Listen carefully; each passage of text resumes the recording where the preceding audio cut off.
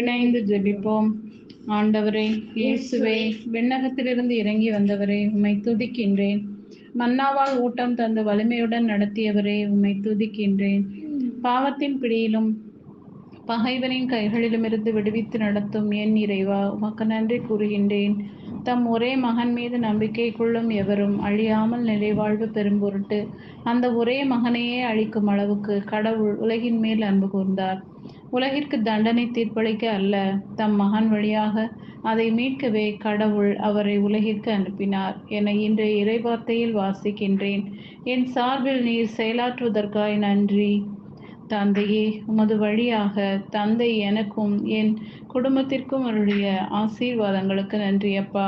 ஏசையா, என் மகா பாவங்கள், சாபங்கள், மாற்றானின் ஏவல்கள் அனைத்தையும் என்னிடமிருந்து அகற்றிவிடும்.